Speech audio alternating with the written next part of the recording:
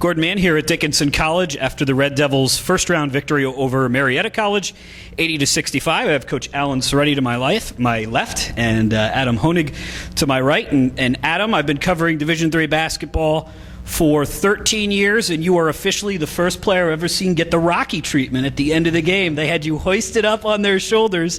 Tell me what that felt like. No better feeling in the world, really. Our fans are amazing. Small school, so I get to be close with a lot of the students here, and they love it. They love basketball, so they're great supporters, and really no better feeling. Adam had 32 points tonight, including scoring his 1,000th point, and hit a bunch of threes right off the bat. And honestly, it felt like Marietta was never really in the game after that. Coach, talk about the early flurry of threes and that in combination with the environment, how that lifted your team. Yeah, the environment was tremendous. It's been tremendous all year, and those kids really enjoy it, and they stay in tune to the game. So, the noise level is at the right time. They know how to support us and in the right ways. And I thought the start is always a key for us. When we make shots early, particularly Adam from the perimeter, my assistant and I kind of look at each other like the opponent might be in trouble. We might have some success tonight if we can make shots from the perimeter, because everyone's focus is probably going to be Jerry early, and now you can't really focus on Jerry. And now we got that kind of two-headed monster going, and you support that with Tucker Landy, Brandon Angrotti, Chris Cox, and on and on and on. And I thought that was a huge start for us. Before we get to Adam's night, Jerry is Jerry Wixted. Talk about the game he had tonight. He played great because he was efficient. When Jerry has struggled, or if he has struggled at all, it's been with the physicality of things. People have tried to beat him up and be really overly physical with him. And when we focus too much on him offensively, then he tends to try to create offense. And when you do that and don't let it come to you, there's a problem. So Adam kind of lifted that weight off his shoulders, let Jerry be Jerry, and he was able to be really effective and efficient, more off the bounce and from three than even on the block. Adam, how different was it preparing for this week? I mean, you guys have had big games before. You played in the conference championship last week, and you beat Franklin and Marshall. How different was it preparing for an NCAA tournament game against a team that you don't see Marietta? It was definitely different than the regular season, but having a week to prepare, we got that treatment actually last week for Hopkins. So we basically just treated it like the same type of game. Still a championship weekend, so both big time caliber games. But everybody's focus was awesome. Everybody wanted to go out and really show everybody what we can do. So everybody's focus was there. Obviously a little different, but I don't think it mattered too much. Now, last game I saw with you guys was your regular season finale with Franklin and Marshall, and you lost 64-34. You can laugh about it now. That was a tough one. What did you tell the team after that game? Because you turned it around and had almost the mirror image score in the same gym 7 days later. Yeah, these guys did that. We laughed about it then. We came in the next day and smiled and said, hey, again, we were competitive in that game. It was 12-11. It was 18-11 when Adam went down with a knee injury. It was 30-20 in the second half. We just tried to do some things differently offensively and to work around some injuries we had, and it didn't work. And now we're thinking instead of playing, which is, again, I told the guys, it's my fault. But we know we can play with them. We've played well there every time we've played there other than that game. So we kind of wrote that one off and used it as a motivating factor to get into a good week of practice. And let's get back. Let's take care of Hopkins, who's a great team, and see if we can go play them again, because we knew the result might not change, but we knew the score would change. It wouldn't be that level of a game. Coach Alan Seretti and Adam Honig. Adam, I'm going to take you back here. You're just a junior, but before you got here, the Red Devils were 24-48 in conference. Since you've been here, they're 36-18.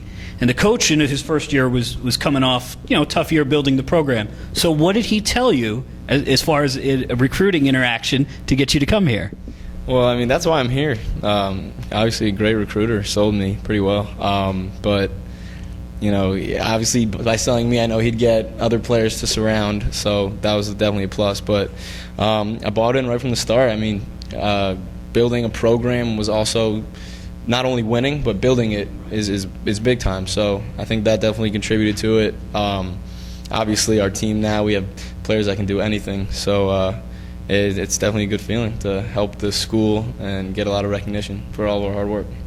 Coach, others are going to take notes here. What was the pitch to Adam and to the other freshmen? Because I think you were 4-14 in conference your first year. We were, and first off, the guys that were here that year, and that's our senior class, were tremendous in not only building a culture and how hard they worked and creating an environment where we were improving, but they hosted all these guys. So, you're essentially hosting a guy might come take your minutes. So that's unbelievably selfless to tell them, hey, it is a good place. You're going to enjoy it academically.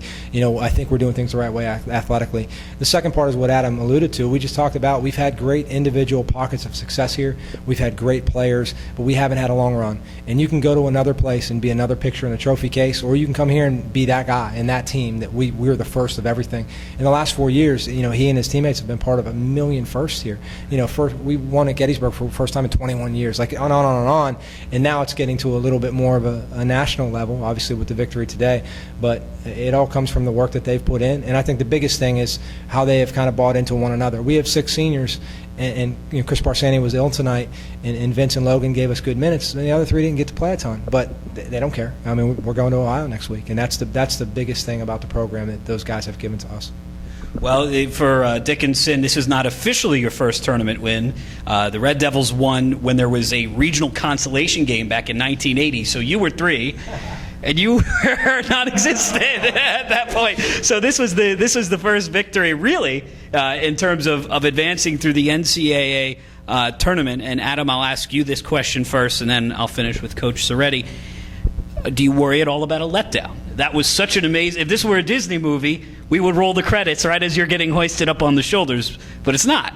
So what happens next? I mean, definitely not afraid of any letdown. I mean, all year long, all 3 years I've been here, our school, our team hasn't gotten the recognition we think we deserve, and now it's still on a national scale. We're still kind of small, so I mean, we don't care about a letdown. If we go out and play hard every night and do what we do, I think we'll be fine.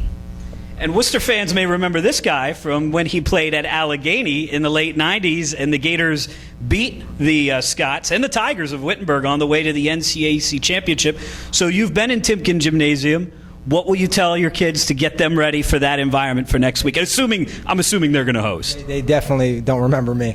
But no, it's a great environment. I mean, I think the experience we have at Franklin and Marshall, I know it's a little bit different, it's a little bit bigger, but similar community support. I mentioned earlier the Bagpipers is awesome.